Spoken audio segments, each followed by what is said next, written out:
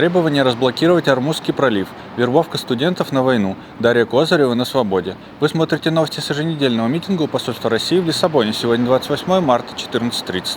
23 марта газета «Экспрессо» по материалам новостного агентства ЛУСа сообщила, что Португалия присоединилась к 30 странам, подписавшим документ, в котором они заявляют, что готовы внести свой вклад в усилия, направленные на обеспечение безопасного прохода через Ормузский пролив. Эти страны осуждают нападение Ирана на торговые суда, нефтегазовую инфраструктуру и требуют от Тегерана прекратить установку мин, атаки беспилотников и ракет и другие попытки заблокировать пролив. 13 марта издание The Insider опубликовало расследование о сверхсекретном подразделении российских спецслужб Центра 795. Авторы утверждают, что подразделение было создано для наиболее важных операций. Речь идет о диверсиях и покушениях, адресных ликвидациях и операциях против релоцированных российских оппозиционеров и журналистов. География Центра охватывает не только Колумбию, но и Украину, страны Африки и Латинской Америки, а также Западную Европу. 22 марта политик Максим Кац на своем YouTube-канале рассказал о расследовании, которое провела их редакция. Максим утверждает, что по всей стране, в вузах, колледжах и даже школах идет массовая и централизованная кампания. Студентов уговаривают подписывать контракт на службу в армии. По его информации, администрации вузов получают планы по набору.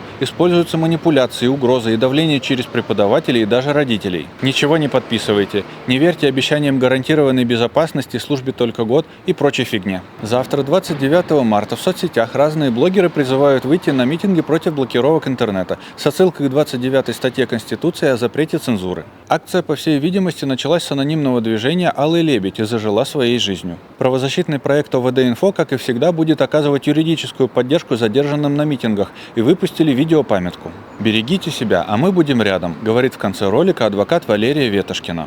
18 марта издание «Бумага» сообщило, что спустя 3 года вышла на свободу Дарья Козырева, которую обвинили в дискредитации армии из-за четверостишия Тараса Шевченко, которое она наклеила на его памятник 24 февраля 2022 года. Когда ее арестовали, ей было 18 лет. Адвокат Петр Петренко в своей ежедневной акции у посольства России в Лондоне в 2024 году публиковал фрагмент переписки, когда Дарья была в тюрьме. «Мне невероятно спокойно на душе. Впервые за 2 года войны моя совесть успокоилась, ведь наконец-то я точно знаю, что я сделала все, что в моих силах, ведь я в тюрьме». Россия не их собственность. Объединяйтесь, стройте свои сообщества и поддерживайте тех, кто сопротивляется.